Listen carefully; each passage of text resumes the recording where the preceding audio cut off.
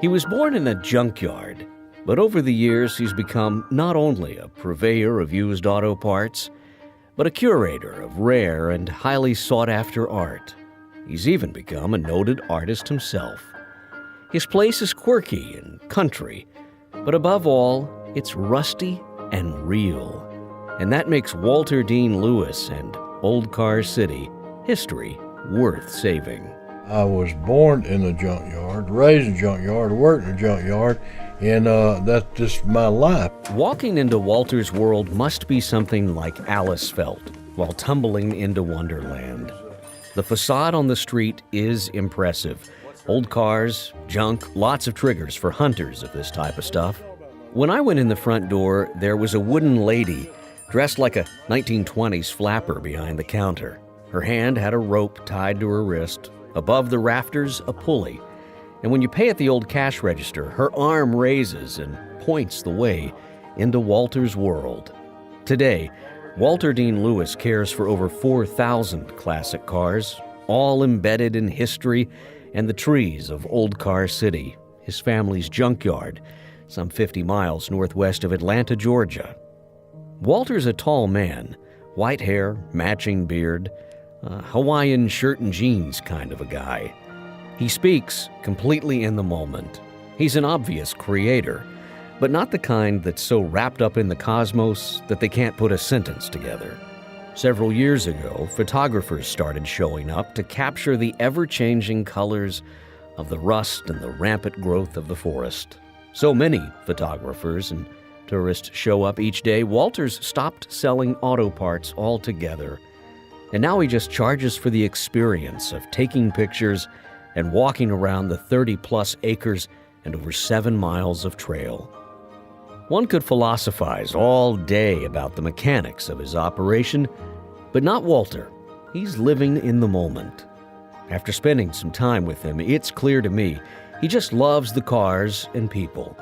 And he's glad the money is enough that he's able to keep it all just the way he loves it. So I like junk cars, and I don't know what I'd do if I didn't have it. What would I do of a morning? Because I was raised right here, every day right here, all my life. And so that's why it's important to me. Why it's important to other people, I guess, is because of pictures. You just don't believe the millions of pictures that's been took here for the last 5-6 years from all over the world. We believe every continent has been here. Like yesterday was Netherlands and England, I believe. And other days, some days it's Norway, Sweden, and Australia, New Zealand, and like also yesterday was New York and Wisconsin and places like that. And about everybody that comes in here when I have time, I ask them where they're from. That's just something I always do. And a lot of times I wind up asking them what they work at and all. And a lot of interesting people comes in here. And so it's interesting to them because that helps them on their portfolio. And they take family pictures a lot of times, graduation pictures, and just all kind. And people comes in, professionals and hobbyists. His business model is enough to make any car collector squeamish. But at the end of the day, they're Walter's cars. And for the people who come to see his unique and ever-changing display, there's a surprising amount of method to his madness. Well, first of all, I've hardly ever restored one. And these cars here is going downhill every day, in deterioration. And that was really my intention years ago, to make a show place here and watch them go down. And the way they change, it's a kind of a chemical change, especially in the rust and the colors and the patina. And so that's one reason why people come, because of the color. And they do change, like even different weathers, like ice and snow on them. And in the summertime, the hot heat, the colors change. So it's just a pictorial place it's very interesting to a lot of photographers. I'd like to be just what it is. And I would like to leave everything like it is because this is original. This is the way it was years ago. We don't change anything. In fact, we got cars sitting out there for 70 years, hadn't been touched, put there by my mother and daddy. The pine straw is built up on trees, has grown through them. And what it is out there, what I've always thought is art, nature, and history. And everything just grows wild.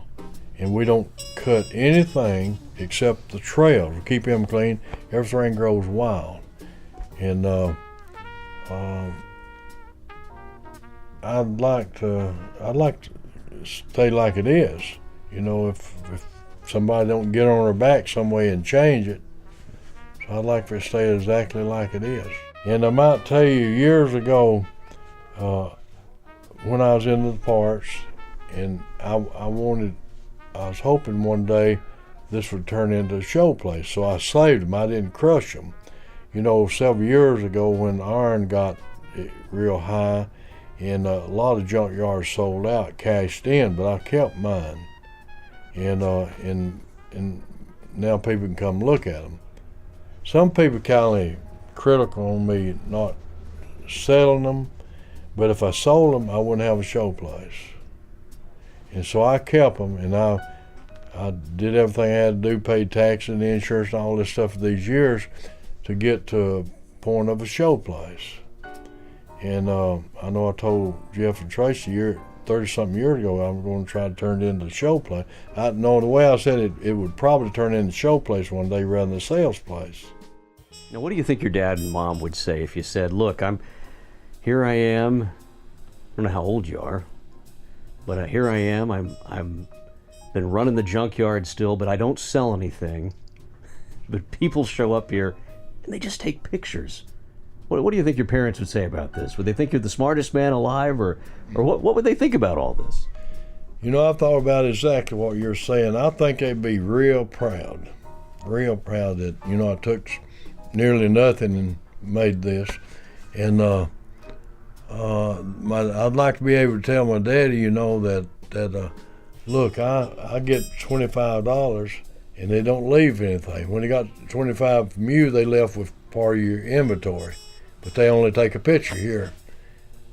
That's one objective, or really, I don't know. It's just, I don't know. It's just a lot of fun. And they leave sometimes with a cup that you've doodled on when you're watching TV at night. He'd probably like that too.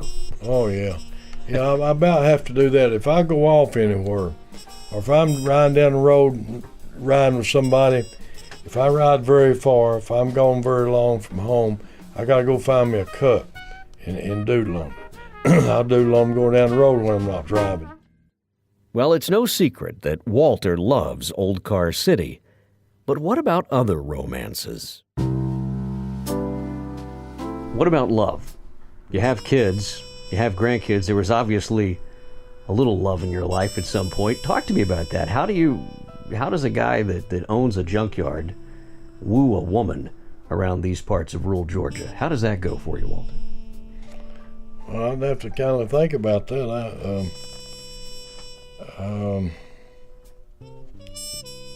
I don't know. I don't really know what you asked me, really. Well, let's think about it. I mean, you meet a girl. Talk to me about your how this all went down in your life. You meet a girl. You have a junkyard, and you say, what do you say to her when she says, well, what do? You say, well, I have a junkyard. Now, you don't say you're drawing cups back then. I mean, what walk me through that. How did that go? Well, at that particular time, you know, when I met my wife, I was driving a truck. And then on the side, I would trade whole cars. And then later on, I got a loan. I felt comfortable enough to quit my job, saving some money and getting a loan to go into the parts business. And my wife always went along with about anything I wanted to do. And, you know, she kept the kids in church and kept the teeth brushed, and I didn't have to worry about it. I never did have to say go to church, because she kept them in there, you know, and kept her teeth brushed. And she just always went along whatever I did.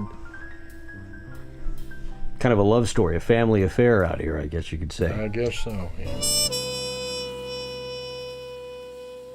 Once you step onto Walter's property, it's obvious he has an incredibly vivid imagination.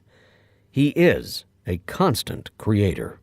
Well, most nights I doodle on my cups, but when I'm doodling on the cups, I'm thinking something happening here, I guess, or what project I want to continue, or either what project I want to start.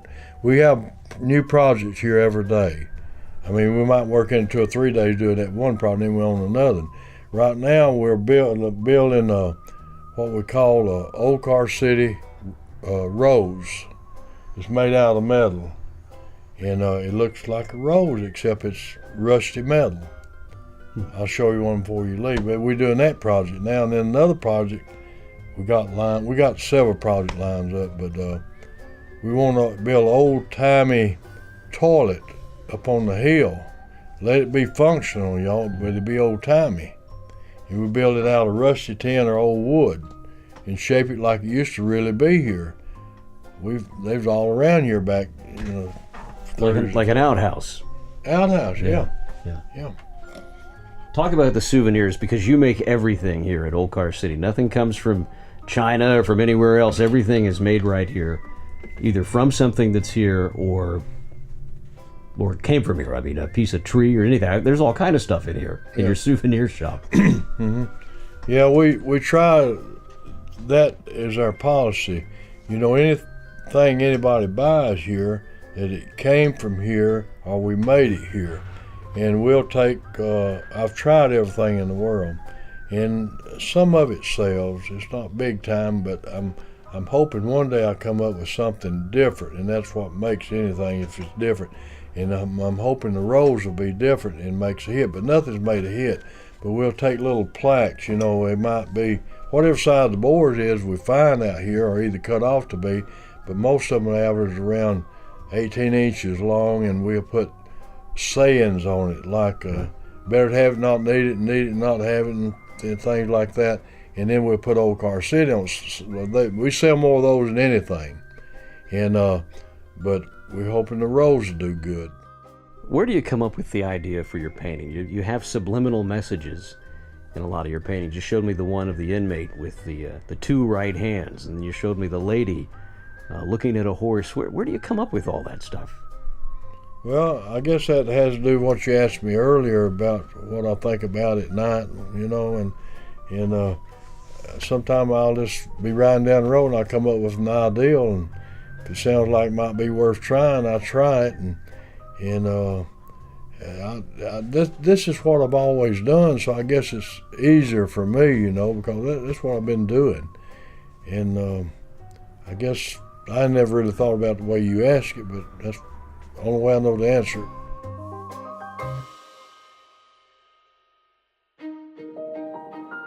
At the end of the day, Old Car City is a place you have to experience. Go meet Walter Dean Lewis, take some pictures, and then let everything soak in for a bit. It seems like everybody's talking about doing their best to live in the present. I'm going to be in the moment. I hear that all the time, and for a sentimental guy who produces a show on history, I admit living in the present can be a personal challenge. But I've come to think Old Car City is best enjoyed that way, in the present. It's a place where moments from the past are still actively coexisting with the present. You can physically see the hand of time and the elements changing these objects, these moments of history that those who came before us once cared for and maybe even loved. Yeah, this is Dean Lewis, Old Car City. Y'all come on down, and you'll get some smiles. You'll see things old that you don't see other places, and still old-timey junkyard, exactly the way that was in the 30s and 40s. And you can leave with a cup. You can leave with a cup. Thanks, Steve.